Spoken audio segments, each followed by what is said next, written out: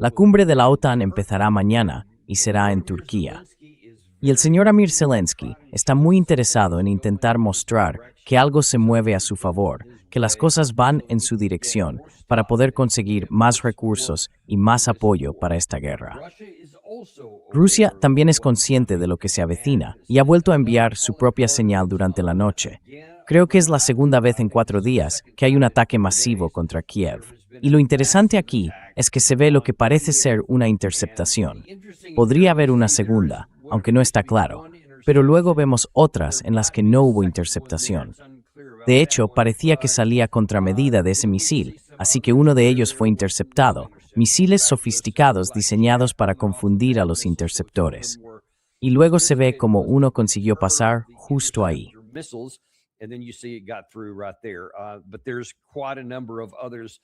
Pero hay bastantes otros que también lograron pasar. De hecho, están saliendo unas imágenes bastante espectaculares. Creo que justo ahora va a aparecer en esta imagen lo que parece ser un importante depósito de munición que fue alcanzado en algún lugar de Kiev. A ver, sí, este de aquí, porque se puede ver literalmente cómo los misiles empiezan a estallar. Se ve parte de la munición saliendo despedida de la explosión. Así que, fuera lo que Rusia atacó ahí, sabían perfectamente a qué estaban disparando. Esta mañana también están apareciendo nuevos análisis que muestran la evaluación de los daños de combate, con videos y otros tipos de datos, imágenes por satélite, y lo que se llama una anomalía térmica, que básicamente es un tipo de imagen satelital donde se puede ver qué zonas se incendiaron.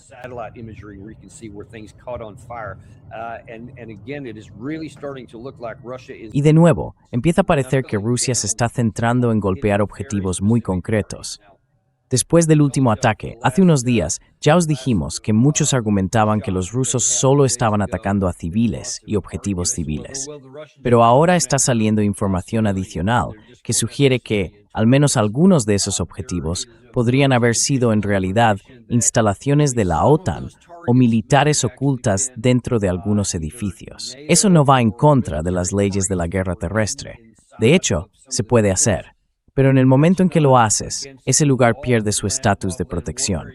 Los rusos, por supuesto, dicen que eso es exactamente lo que hicieron.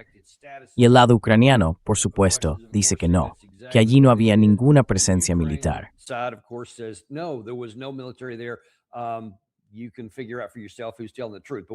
Cada uno puede sacar sus propias conclusiones sobre quién dice la verdad. Pero lo que sí podemos ver, sobre todo en este ataque de anoche, y también en el de hace 4 días, es que si miramos el conjunto de todas las pruebas que tenemos sobre los objetivos alcanzados, Rusia está siendo muy precisa y metódica al golpear objetivos militares. Lo ha sido desde el principio. De hecho, los que vimos allí arriba claramente alcanzaron algún tipo de depósito de municiones. También atacaron otros centros de mando y control. Algunos de los otros objetivos estaban relacionados con su sistema energético. Y parece que hay como una guerra dentro de la guerra, con cada bando atacando las infraestructuras energéticas del otro. Y sobre eso hablaremos en un momento.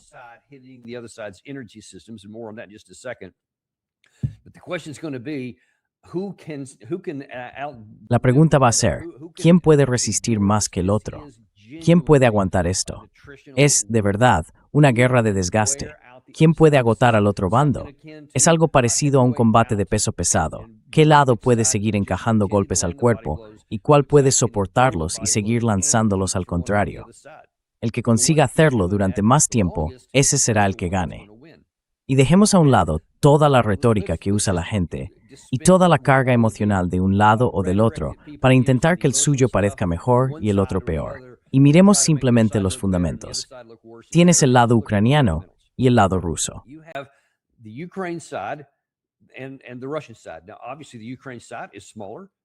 Ahora, obviamente, el lado ucraniano es más pequeño. No es pequeño en sí, pero sí más pequeño en comparación con Rusia. Y claro, Rusia es bastante más grande. Así que la gente en Occidente quiere ganar confianza y ánimo diciendo, mira, este pequeño de aquí, Rusia ni siquiera puede con este pequeño. Así que, sí, solo tenemos que seguir golpeándolos con estos golpes al cuerpo, duros, muy duros. Y un día simplemente caerán. Aunque la verdad, ninguna de las personas que oigo decir esto, y hablo de gente muy importante, incluso de cargos muy altos. Bueno, de hecho, a ver, creo que tengo algo que puede ser muy útil para mostrar aquí, si consigo encontrarlo.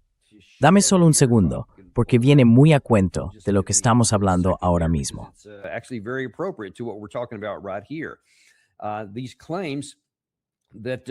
Estas afirmaciones de que, bueno, a ver, esta no es la correcta, así que voy a dejarla pasar. Disculpad por eso. Esa era en realidad para el caso iraní, pero el concepto es el mismo. En resumen, decimos, bueno, lo único que tenemos que hacer es resistir más que ellos y ganaremos. Pero ¿cómo se supone que vas a resistir más que el lado ruso? Porque Rusia tiene, y es un poco incómodo tener que repetirlo, pero parece que hay que hacerlo, porque el argumento sigue apareciendo en el lado occidental. Rusia tiene millones, en plural, más hombres de los que puede disponer en esta lucha de recursos humanos. En la última semana, más o menos, ha habido muchas afirmaciones en la prensa occidental diciendo que Rusia está perdiendo una cantidad enorme de gente. He publicado algunas en mis redes, en mi cuenta de X. Podéis ir y ver algunas de ellas, donde he especificado cuáles son las afirmaciones del otro lado.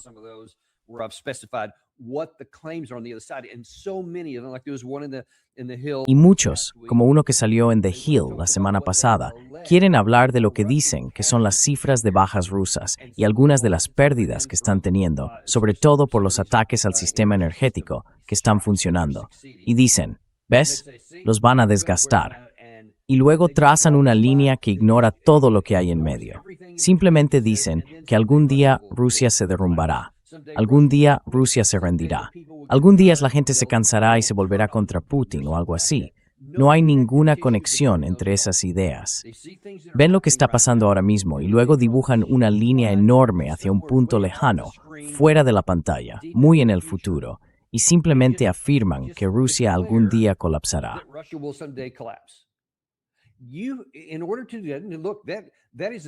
Para que eso ocurra, mira, esa es una teoría, un concepto que tiene cierta validez si existen las condiciones básicas, porque ya ha pasado antes. Fíjate en Estados Unidos, no hay que ir mucho más lejos que Vietnam, por ejemplo.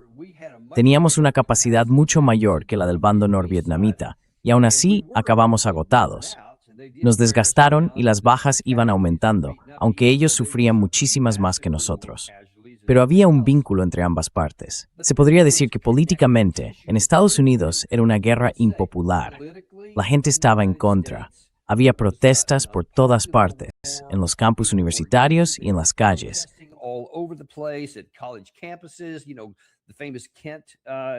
Ya sabes, el famoso episodio de Kent State, donde mataron a algunos estudiantes universitarios y todo eso.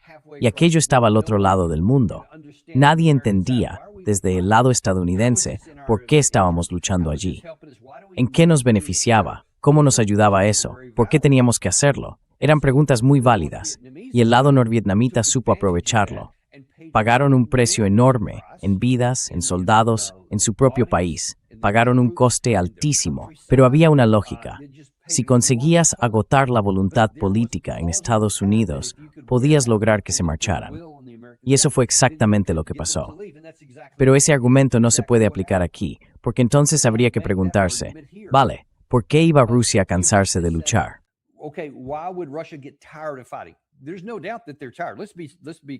No hay duda de que están cansados. Dejemos una cosa clara. Hay quejas en el lado ruso, entre la población, en los círculos militares y así sucesivamente. Todos están hartos de esto. ¿Quién no estaría cansado de luchar en una guerra durante 4 años y medio? Eso, evidentemente, pasa en ambos bandos. En términos generales, los dos quieren que la guerra termine. La pregunta es, ¿qué estás dispuesto a hacer para llegar a eso? ¿Existe algún punto de conexión entre esta postura del lado occidental y esa esperanza del lado ruso de que Estados Unidos haga como en la guerra de Vietnam y simplemente se marche? Primero, hay algunas diferencias importantes. A diferencia de nuestra guerra, que fue a miles de kilómetros, en otra parte del mundo, al otro lado del planeta, esta está justo en su propia puerta.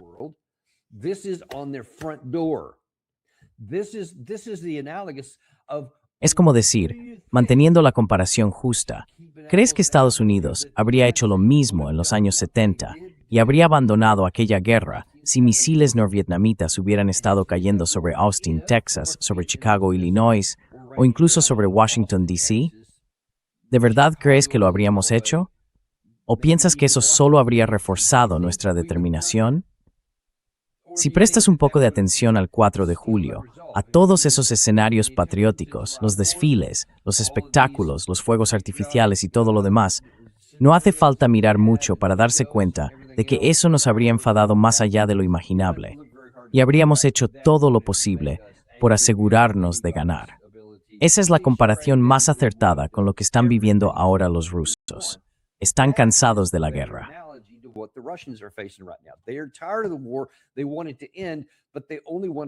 Ellos quieren que esto acabe, pero solo quieren que acabe en sus propios términos, porque lo tienen justo en la puerta de casa, en sus salones, con esas bombas que les están cayendo. Así que si alguien piensa que mantener la guerra en marcha hará que los rusos se cansen, lo más probable es que ocurra justo lo contrario, que se enfaden más, que se irriten aún más, que refuercen su determinación y probablemente que empujen con más fuerza. Y fíjate, ¿qué estamos viendo ahora mismo ante nuestros ojos? 2 ataques enormes a la capital en solo 4 días. Y claro, eso es lo que acapara toda la atención de los medios. Pero desde luego, no es el único ataque. De hecho, aquí están las imágenes de los drones y los misiles de anoche, y se ve claramente que están actuando por todas partes. Y eso que solo estamos hablando de los drones y los misiles.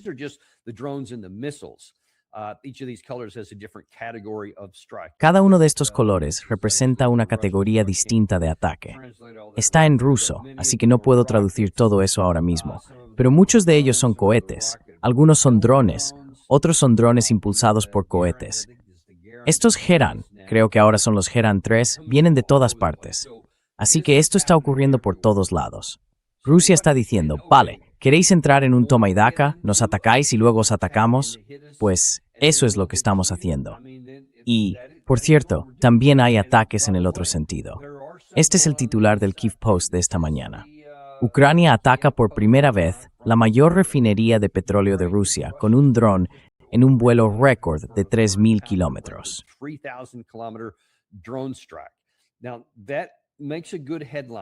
Eso da para un buen titular, y además se trata de una instalación petrolera importante. Uno de los medios rusos que consulté esta mañana decía que esa era, creo, su última gran refinería que aún no había sido alcanzada.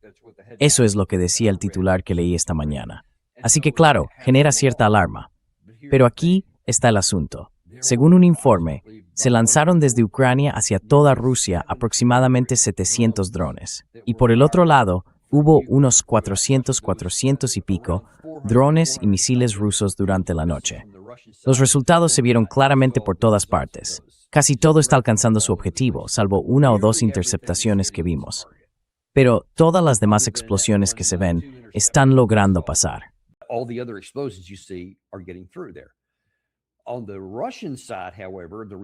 Por el lado ruso, sin embargo, de esos 700, solo se conoce hasta ahora un impacto exitoso. Y aún así, si te fijas, se trata de una instalación muy grande y parece que hay 2 columnas de humo. Así que, presumiblemente, un objetivo fue alcanzado por 2 drones, al parecer. Hubo, por tanto, 2 impactos allí. Pero es una instalación enorme. No es que todo el complejo haya sido destruido o haya quedado fuera de servicio. Lo que fuera que alcanzaron, obviamente resultó dañado y una parte importante quedó destruida. Apagaron el incendio y ahora van a empezar a reconstruir. Eso también tenemos que entenderlo. Cuando ves titulares como este y piensas, bien, por fin los rusos prueban su propia medicina. Vale, está bien, porque es cierto, es efectivamente una muestra de su propia medicina.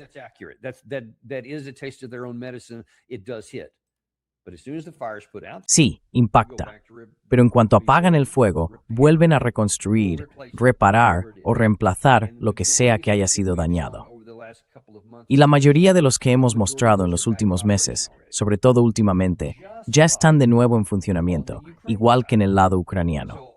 Así que todo esto que os hemos enseñado en apenas los últimos 4 días sigue golpeando en el lado de Ucrania, al menos hasta ahora, hasta los últimos años. El lado ucraniano ha sido increíblemente eficaz en su ingeniería, y su gente ha hecho un trabajo heroico para reparar los daños y volver a poner todo en marcha.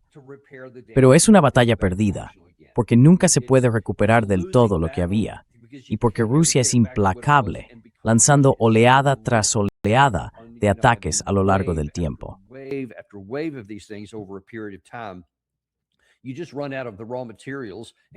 Simplemente te quedas sin materias primas, y no puedes arreglarlo todo. Y ahora que Rusia ha acelerado la frecuencia de sus ataques, porque de nuevo, no fue solo en Kiev, eso fue lo que salió en los titulares y en los videos, estas cosas están ocurriendo por todo el país. Hay otro elemento que se ha sumado últimamente, y son las gasolineras. Es un fenómeno nuevo que no habíamos visto en casi los primeros 4 años de la guerra.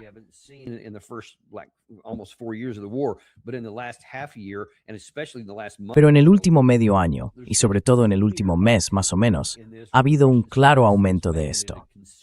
El lado ruso está haciendo un esfuerzo coordinado por eliminar no solo la capacidad de refinado necesaria para obtener el producto, ya sea diésel, queroseno o cualquier otra categoría de combustible, o productos petrolíferos normales, sino que ahora, aunque logren llevarlo al frente, aunque reparen eso, ya no tienen las estaciones de bombeo para hacerlo llegar, porque en el último mes se han atacado más de 100 y según algunas fuentes más de 200 gasolineras. Así que Rusia está deteriorando de forma metódica la capacidad ucraniana de trasladar material bélico desde la retaguardia hasta el frente.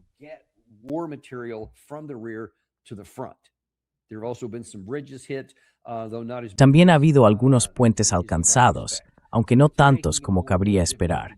Así que cada vez es más difícil llevar suministros a la línea del frente. Eso está teniendo un impacto en el frente de la guerra, y ahora voy a hablar de ello. Pero antes, vamos a cerrar con esto. Sí, gracias Gary. Ese es uno de los muchos, justo ahí. Si puedes encontrar otros, ve añadiéndolos, porque se ve claramente que no solo está afectando a la población civil. Está afectando a la capacidad militar para llevar material bélico al frente. Y si no puedes repostar, da igual que tengas 1000 camiones de transporte. Si no puedes ponerles combustible, no puedes llevarlos al frente. Así que obviamente, eso es un problema.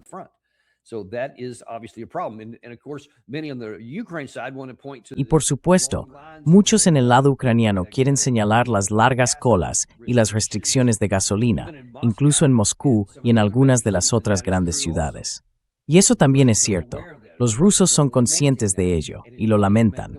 Les molesta y hace que deseen que la guerra termine. Pero una cosa es tener que esperar mucho tiempo en la cola de una gasolinera y otra muy distinta es la imagen que acaba de mostrar Gary, donde la gasolinera está destruida. Ahí no hay cola, porque no hay capacidad. Y esas cosas siguen ocurriendo. Así que, cuando hablamos de una guerra de desgaste, ¿de verdad quieres entrar en ese tipo de enfrentamiento con Rusia?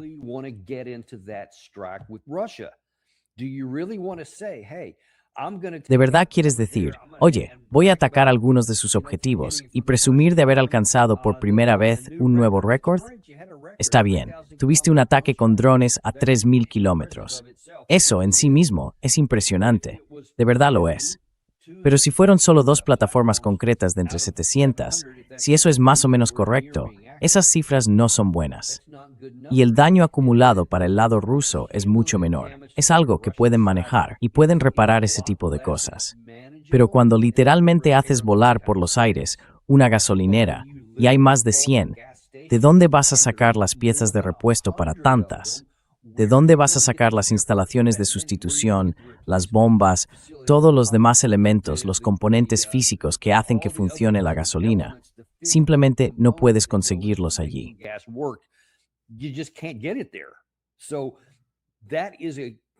Así que eso es claramente un descenso en una guerra de desgaste que está perjudicando más al lado ucraniano que al ruso. Y eso está teniendo un impacto directo en las líneas del frente. Y es interesante. Antes de dejar este tema un segundo, el día antes de que ocurriera este ataque, Volodymyr Zelensky publicó uno de sus videos en los que curiosamente parece que hacen un buen trabajo de inteligencia, porque el día antes del ataque, hace 4 días, hizo una declaración diciendo algo así como, oye, tenemos información de inteligencia de que se acerca un gran ataque, todo el mundo tenga cuidado, y así sucesivamente. Hizo lo mismo, Creo que fue el 4 de julio, si no me equivoco, cuando grabó ese video. O quizá fue el 5. Sí, fue el 5, justo antes de hoy. Fíjate en lo que dice aquí, además de la advertencia. Hay algo que añade al final. Según los informes de inteligencia, los rusos están preparando un nuevo ataque masivo. Es muy propio de Putin, justo después del Día de la Independencia y antes de la cumbre de la OTAN en Ankara.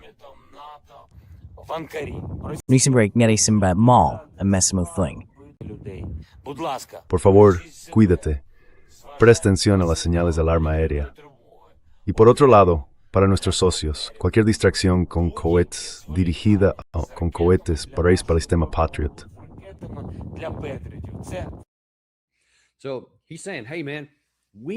Así que él está diciendo, oye, necesitamos Patriots. Dice que ha habido algunos acuerdos, algunos contratos para conseguir sistemas Patriot, y él dice, los necesito ya. ¿De dónde crees que van a salir esos Patriots? ¿De Bruselas, de Holanda, de España? Quiero decir, ¿de dónde crees que van a venir? Del tío Sam, que es el principal productor. De ahí vienen. Ahora, otros países tienen algunos guardados, y verás que están diciendo, sí, mándanos todo lo que tengas almacenado. ¿Quién va a hacer eso? ¿Quién va a decir, sí, voy a entregar la poca capacidad de defensa aérea que tengo, justo cuando todos en la OTAN y en la Unión Europea están diciendo que se avecina una guerra con Rusia?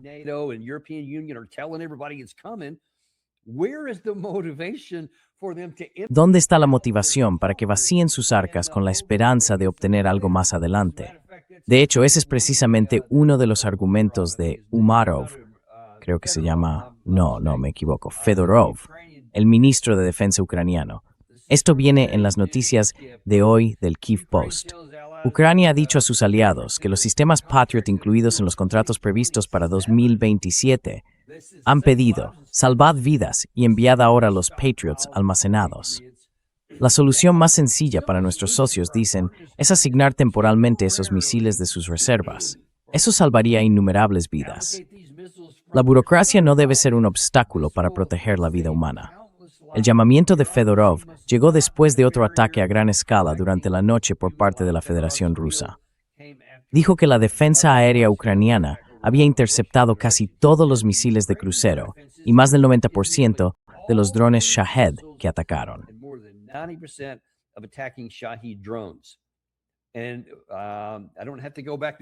Y no tengo que volver a poner el vídeo para demostrártelo. Vimos, al menos en el vídeo, apenas un par que podrían haberlo sido. Y como Ted Postol ha mostrado de forma muy clara en nuestro programa varias veces, y la más reciente creo que hace una semana más o menos, puedes volver a verlos tanto en nuestros vídeos como en las emisiones en directo. Pero no está del todo claro si esas fueron intercepciones que realmente derribaron el misil o, como él nos explicó con algunos de los PAC-3, puede que veas el estallido de la ojiva, pero si no ves un destello grande y brillante, y uno de ellos sí fue brillante, entonces puede que solo hayas alcanzado el motor del cohete por detrás, pero no la ojiva. Y la ojiva, en ese caso, va a seguir su trayectoria hasta el punto de impacto igualmente.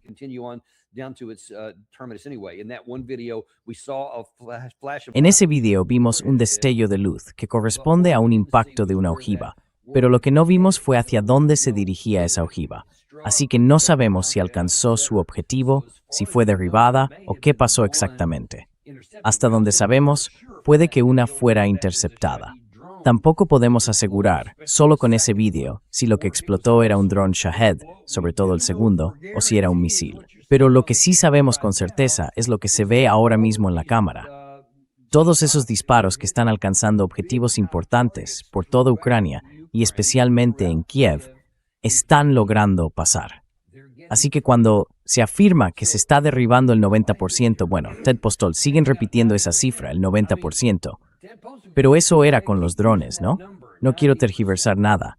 El 90% de los drones Shahed.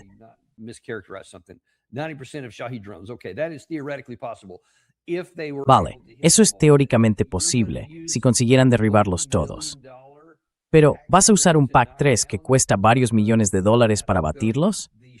Creo que los Shahed 3 son un poco más caros, rondan los 50 o 60 mil dólares, porque usan motores a reacción. Pero vas a gastar un misil de varios millones para derribar uno de esos, cuando además no tienes muchos y ni siquiera sirven para interceptar misiles balísticos.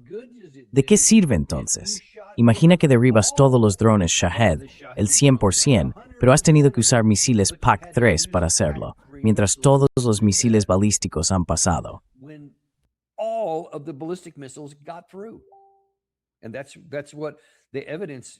Y eso es lo que indicaban las pruebas. Todos, o casi todos ellos. Creo que eran unos 50, quizá algo más de 50 misiles balísticos, o tal vez 60. No recuerdo el número exacto ahora mismo, pero era una cantidad considerable. Y aunque consiguiera todos esos sistemas Patriot, ya hemos demostrado que no van a interceptarlos. Así que es un mito pensar que necesitamos eso y que va a cambiar algo. No lo va a hacer. No marcó ninguna diferencia en Kiev. Tampoco en Tel Aviv, ni sobre la quinta flota naval de Estados Unidos en Bahrein o en Qatar, en el campo de South Pars.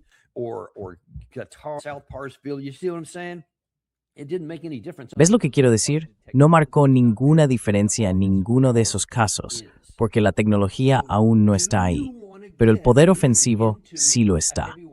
Así que de verdad quieres meterte en un combate de boxeo de peso pesado contra un rival que tiene mucha más munición y armamento, y sobre todo, en material ofensivo, en armas ofensivas, como los misiles balísticos. Hay toda una serie de categorías que Rusia tiene y que usa de forma habitual, y lo estás viendo. Alcanzan los objetivos importantes, y todo lo que disparan, lo aciertan. Y ahora vamos a echar un vistazo a la línea del frente, porque también están pasando cosas allí. Things happening there too. So it's not just the strategic issue. Let's kind of take this is the front line here, which we've shown you a lot. But let's look at things that have happened recently. I think I showed you last week that Putin last week said he has set Sumy as a target. He said this is what we're going to move down to, and so you've seen these has obviously this red areas where Russia has complete control, but now then these other areas. Son las zonas grises, donde los combates siguen desplazándose cada vez más hacia el sur. Y se puede ver que no están nada lejos de las afueras de la ciudad de Sumy.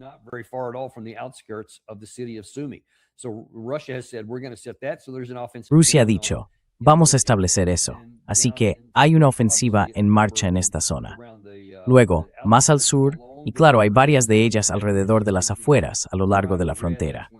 Y esto es, cada 3 días, en rojo más intenso, significa que ha habido actividad en las últimas 24 horas. En la zona de Kharkiv, siguen avanzando hacia el sur desde Volchansk. Ahora se están acercando a otro asentamiento de tamaño considerable. Los rusos continúan moviéndose al sur. El lado ucraniano los frena, pero poco más pueden hacer. En Kupiansk también se ha visto algo de movimiento, aquí ya.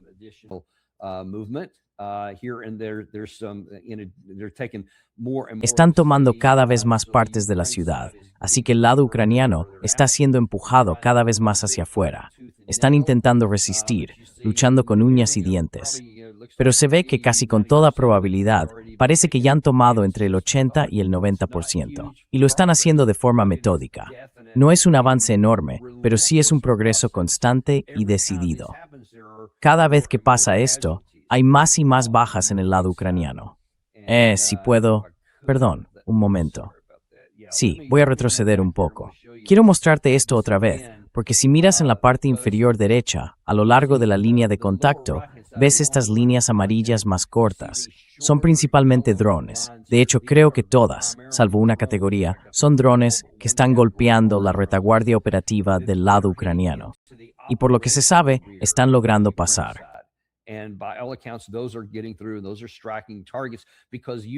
Esos son objetivos muy relevantes, porque Ucrania ha dado prioridad claramente a la defensa aérea de su capital.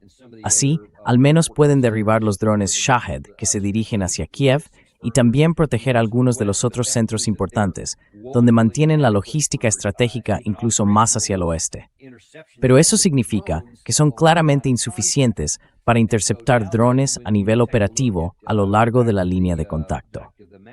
Y ahora, Si miramos de nuevo el mapa, vemos que cada vez que hay combates en esta zona de aquí, cuando atacan los puntos de logística y de mando y control en la retaguardia, es desde ahí, desde donde se dirigen y se controlan esos ataques. Eso complica mucho más el traslado de tropas, de combustible, de munición, de drones, de todo lo que necesitan para intentar mantener esa defensa. Drones, everything that they need to try and conduct this defense. I showed you also, if I can find a map, by the También te mostré, si puedo encontrar un mapa, por cierto, uno que muestre dónde están atacando esas gasolineras. Lo pondré en uno de nuestros próximos programas aquí. Pero eso demuestra lo metódicamente que está actuando Rusia, en el nivel táctico, que es a lo largo de la línea del frente, en la profundidad operativa, que va en esta dirección de aquí, y en el nivel estratégico, que es el de Kiev, y así sucesivamente. Todo se está concentrando en esta batalla de aquí. Probablemente sea lo más importante en lo que Rusia se está centrando ahora mismo, sin duda. Y eso tiene que ver con esta aglomeración de ciudades, Kramatorsk, Sloviansk y también Drushkivka, que está al sur, sirviendo como punto de anclaje en esa zona.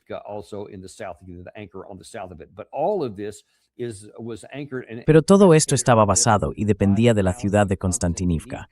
Y eso es lo que, en los últimos días, y Rusia lo anunció oficialmente el domingo, si no me equivoco, han capturado por completo. Ahora bien, todavía quedan algunos focos de resistencia dentro. El lado ucraniano informa que siguen produciéndose algunos ataques en el interior.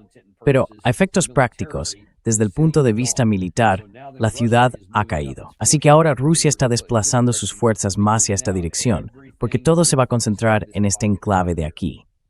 Esto es básicamente el Álamo de Ucrania. Son sus últimas ciudades fortaleza, Kramatorsk y Sloviansk.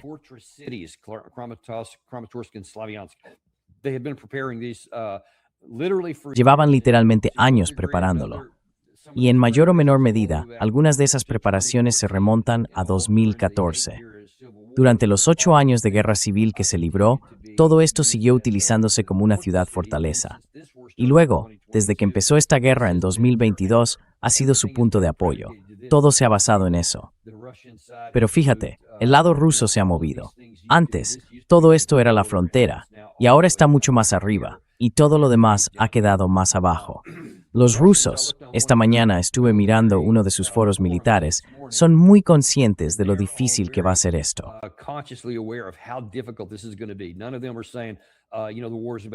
Ninguno de ellos está diciendo, ya sabes, que la guerra está a punto de terminar o que los van a derrotar pronto. De hecho, lo que dicen es que esto podría durar otro año o incluso más, solo para conseguirlo. Y aseguran que están dispuestos a invertir el tiempo y el esfuerzo necesarios. Eso te da una idea de lo importante que es esto para el lado ruso, que estén dispuestos a decir, sabemos que va a ser una tarea enorme, algo increíblemente difícil de lograr, pero es algo que tenemos que hacer.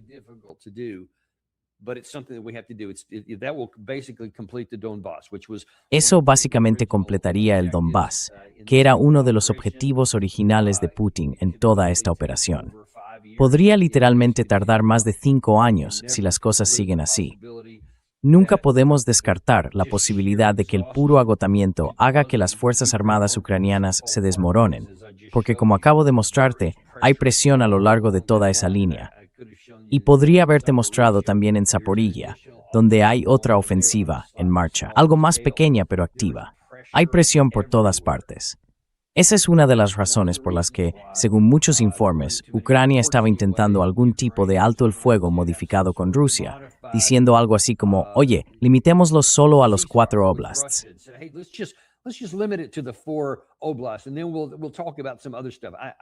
Y luego hablaremos de otras cosas. No entiendo por qué alguien pensó alguna vez que eso podría interesar de algún modo a la parte rusa, porque su plan es agotar al lado ucraniano. Puede que les lleve otro año tomar la franja fortificada de allí, Sloviansk y Kramatorsk, o quizás se derrumben en otro punto. Y mira, déjame enseñártelo una vez más en esa pantalla. Si tienes, digamos, vale, esta es la zona más grande, ¿verdad? Ahí es donde son más fuertes. Además, en la zona de Zaporilla también hay algunas ofensivas en marcha.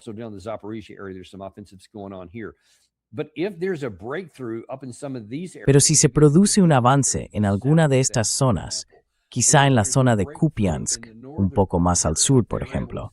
O si hay un avance en la parte norte, y si consiguen despegar y rodear la ciudad de Kharkiv, o si logran abrir una brecha aquí en Sumy, entonces obviamente habrá que mover tropas de algún sitio para contener la situación y evitar una penetración. Y claro, esta es la que más interesa a Zelensky porque es la más cercana a Kiev. Así que, si los rusos realmente cumplen con esto, empiezan a avanzar y llegan a poner a Sumy bajo la amenaza de ser tomada, entonces van a tener que mover tropas.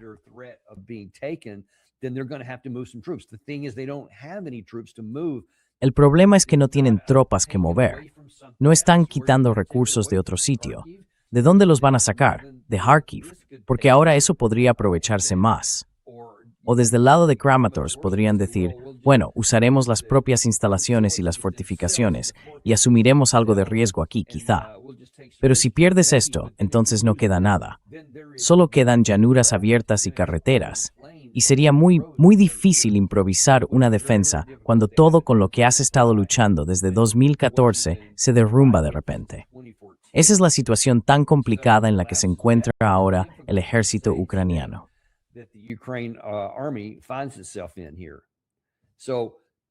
What do you think is going to happen tomorrow at the NATO conference? Listen, the other big problem here, I mean, that's the tactical, operational, and strategic fight within the war itself. But as we know, that's not the limits of the conflict because it is all of Europe. And now, according to Secretary of State Marco Rubio, includes the United States because we picked a side, as he said earlier or last. Por eso, en primer lugar, voy a estar muy atento a lo que digan los líderes estadounidenses en esta cumbre. Aún no he visto si Trump va a ir personalmente, o si irá Pete Hegseth, o quizá también Marco Rubio. Pete Hegseth or Marco Rubio may also go. They usually do send both of those. Normalmente mandan a los dos, o incluso al vicepresidente Vance. ¿Qué dicen? Vamos a ver qué pasa ahora. La última vez que Marco Rubio hizo esos comentarios sobre tener que elegir un bando fue para defender un paquete de $8,000 millones. $8,000 millones no son nada en una guerra como esta. Recordemos que el último paquete de la administración Biden fue de $61,000 millones, justo antes de irse, y no tuvo ningún efecto en la guerra. Así que no entiendo por qué alguien piensa que $8,000 millones merecen la pena solo para sacar más dinero de Estados Unidos sin que eso cambie nada en el conflicto. ¿Vamos a ofrecer más? ¿Va a aumentar su implicación Estados Unidos?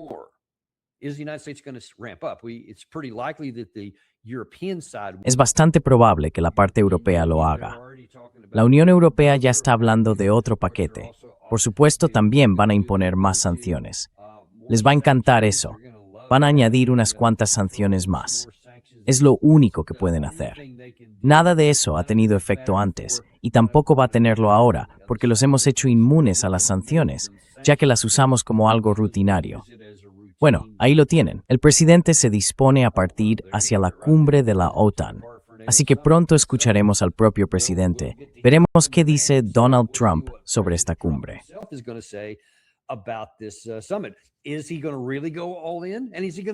¿De verdad va a ir con todo o solo va a meter un pie y decir, no, esos $8,000 millones están bien? Probablemente lo que veremos será una combinación de Trump diciendo, OTAN, tenéis que hacer más. Pero seguramente use una diplomacia de palo y zanahoria, no con Rusia, sino con la OTAN, y diga, venga, tenéis que empezar a pagar más. Es lo suyo. Le encanta que paguen más, probablemente incluso además del 5% que ya han ofrecido. Lo del billón de Trump, como cuando Mark Rutte se humilló el mes pasado en una reunión en el despacho Oval, con eso de papá y todo ese tipo de cosas.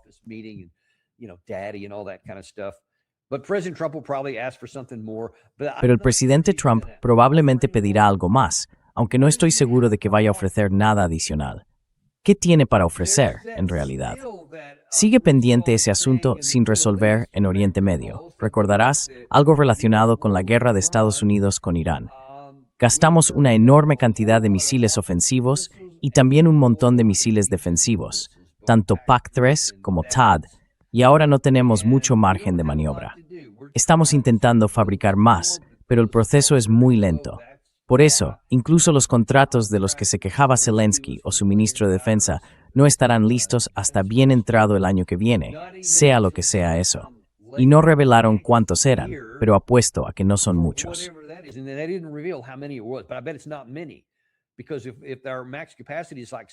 Porque si nuestra capacidad máxima es de unas 650 unidades al año, más o menos, dudo mucho que un gran porcentaje de eso vaya a ir a Ucrania, porque tenemos que reponer nuestros propios inventarios. Así que sencillamente no hay suficientes, y además no funcionan. Entonces, ¿qué más va a hacer el presidente Trump? ¿Va a ofrecer más misiles Jazz? ¿Va a ofrecer misiles de crucero Tomahawk? Hasta ahora ha sido reacio a hacerlo. Por lo visto, los británicos ya han autorizado el uso del Storm Shadow. Podría estar también el Taurus de Alemania. ¿Quién sabe?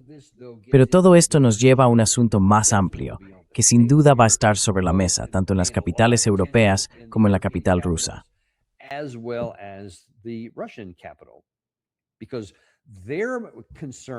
Porque su preocupación en Rusia es francamente, cuando uno observa en conjunto lo que dicen las redes sociales, los canales de Telegram, los medios tradicionales, la televisión rusa, cuando ves todo eso, te das cuenta de que miran mucho más allá de la guerra en Ucrania.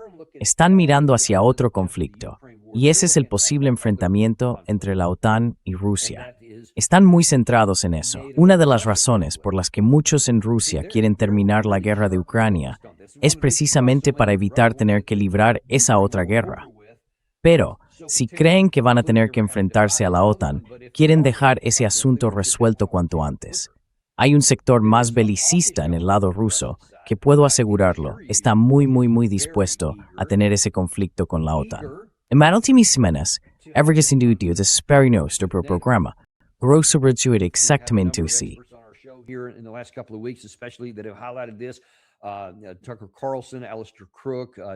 Tucker Carlson, Alistair Crook, Doug McGregor, todo tipo de gente, personas que realmente saben de lo que hablan en este tema, están muy preocupadas por esto.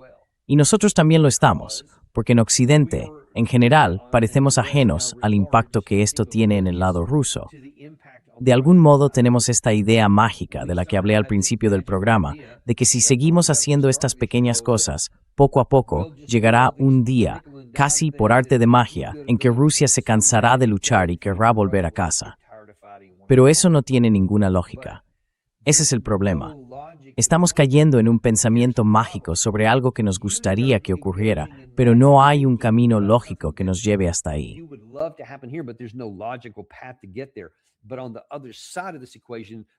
Pero en el otro lado de esta ecuación, están viendo todas esas pequeñas medidas que van llegando y dicen que esto no tiene fin, que nunca van a parar. Ellos, desde el punto de vista ruso, son los europeos. Dicen, estos tipos no van a parar nunca. Da igual si esta guerra se detiene o no, seguirán adelante, o se asegurarán de que la guerra no termine.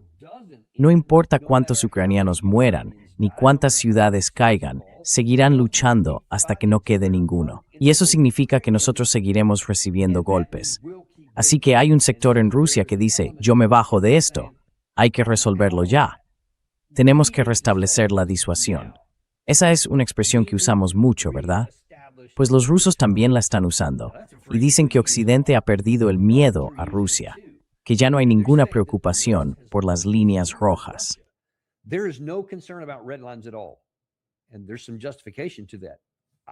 Y hay algo de justificación en eso. Yo lo observo. Creemos que Rusia nunca hará nada. Pensamos que el artículo 5 es como un escudo mágico, como en Star Trek o algo así. Los escudos se activan, no se ven, pero detienen la bala. Creemos que esa palabra, artículo 5, detendrá a los misiles rusos y que nunca harán nada contra nosotros, porque saben que el artículo 5 significa 32 países en su contra y que no se atreverían. Pero no estoy seguro de que es muy segura. De hecho, estoy seguro de que no es, porque el lado ruso me oye, eso es lo único que podemos hacer.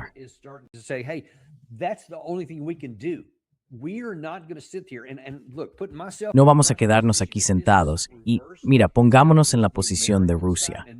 Si fuera al revés, Si ahora fuera el lado estadounidense, nuestro propio país, y estuviéramos recibiendo misiles lanzados por tropas mexicanas o canadienses, misiles que les han proporcionado los rusos o los chinos, y además les han dado los componentes de los misiles y los datos de localización, y entonces Austin, en Texas, está siendo atacada, Chicago, en Illinois, está siendo atacada, Washington, D.C. está siendo atacada, y cada 2 días hay ataques con drones y nuestras instalaciones de Port Arthur en Texas, nuestras instalaciones petroleras, están siendo golpeadas, o incluso quizá en Alaska.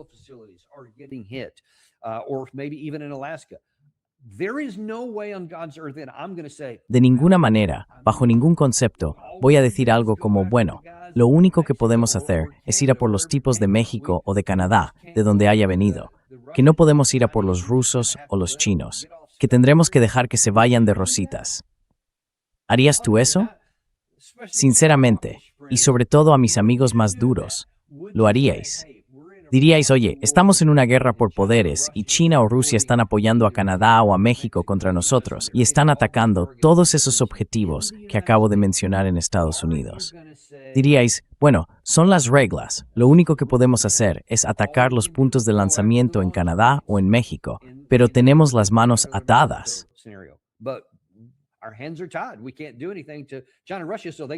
No podemos hacer nada contra China ni contra Rusia, y ellos se van de rositas.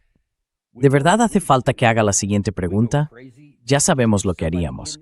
Nos volvemos locos solo porque alguien tenga una relación con China o participe económicamente en nuestro hemisferio. Ni hablar de algo militar, y mucho menos de que hayan facilitado un ataque en suelo estadounidense. Sabes perfectamente cómo reaccionaríamos.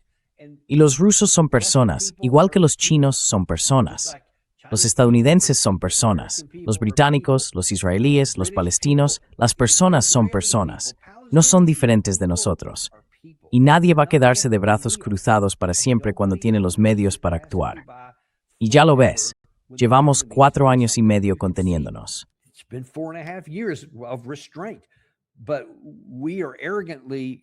Pero estamos, de forma arrogante, preparando potencialmente nuestra propia caída si pensamos que eso nunca va a cambiar. Y más aún cuando vemos las señales que llegan desde Rusia, donde ya están pensando en cambiar. Lo están diciendo de manera activa y abierta, en los niveles más altos. Dmitry Peskov, creo que este fin de semana, volvió a usar un lenguaje bastante contundente, diciendo algo así como, en la práctica, ya estamos en conflicto directo con los países de la OTAN. Lo volvió a decir.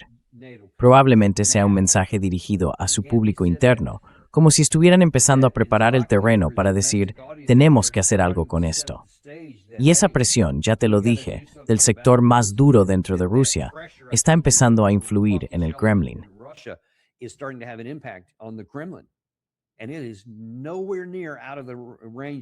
Y no está, ni de lejos, fuera del rango de lo posible que lleguen a atacar algo dentro de la OTAN, con o sin el artículo 5.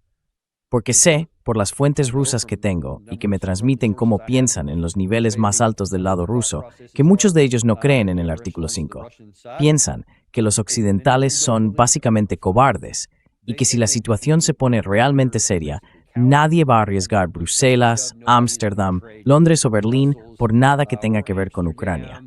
Y dicen, bueno, si vais a seguir así, aquí va el primer golpe. Atacarían algún tipo de instalación militar, una fábrica donde se fabriquen piezas de drones, componentes de misiles o cualquier otro tipo de ayuda militar, quizá un centro de mando y control, o algún lugar donde se procesen imágenes por satélite.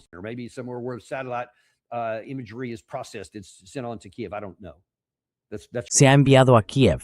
No lo sé. Eso es lo que se ha publicado últimamente en su prensa. Pero nos estamos engañando a nosotros mismos y preparando el terreno para un desastre si actuamos basándonos en la idea de que Rusia nunca hará nada y que el artículo 5 es una especie de carta mágica. Esperemos no llegar a ese punto, amigos, pero seguiremos muy atentos a todo esto por vosotros. Volveremos en unos 15 minutos con Chris Martinson, porque volvemos al conflicto en Oriente Medio, una situación realmente importante, ya que el frente de guerra con Irán sigue intensificándose. Y recordad, la reserva estratégica de petróleo de Estados Unidos. El presidente Trump ha dicho, Sí, el petróleo está saliendo a borbotones, ¿verdad? Trump has said, "Oh yeah, oil is gushing out." Right? Remember when he said that out of the Strait of Hormuz, everything. ¿Recordáis cuando dijo que fuera del estrecho de Hormuz todo estaba abierto? Y muchos de nuestros líderes seguían diciéndonos, sí, todo va bien, el flujo de petróleo ha vuelto a los niveles de antes de la guerra. Eso siempre fue mentira. Ese flujo no era el correcto. Hubo algunos días en los que, por la enorme cantidad de barcos que estaban allí parados intentando salir, parecía otra cosa. Pero en realidad, el flujo es de aproximadamente un tercio. Hoy va a venir Chris Martinson para mostrarnos cuál es la situación real allí y cuál es nuestro nivel de preocupación y de riesgo. Y luego, a mediodía, tendremos a Patrick Henningsen, que está en directo desde Teherán. Patrick Henningsen, who is live in Tehran. So if you want to know what's going on there, what the current situation is. Así que si queréis saber qué está pasando allí, cuál es la situación actual, sobre todo a raíz del funeral que se celebró por Ali Khamenei esta última semana, al que asistieron creo unos 75, quizá 100 países distintos, en diferentes niveles, eso tiene unas implicaciones enormes. No solo por el hecho del funeral, sino por quienes asistieron y por las consecuencias que pueden venir después. No os lo vais a querer perder, os lo aseguro. Patrick Henningsen está allí contándonos qué está ocurriendo y qué podría pasar a continuación. Nos vemos entonces en el programa Deep Dive de Daniel Davis. Ya sabéis que no tenemos patrocinadores porque odiamos llenaros la cabeza con anuncios. A mí no me gustan. Así que devolvednos un poco de cariño. Suscribíos, dadle a me gusta y compartidlo con alguien que os importe. Like, and send this to somebody you care about.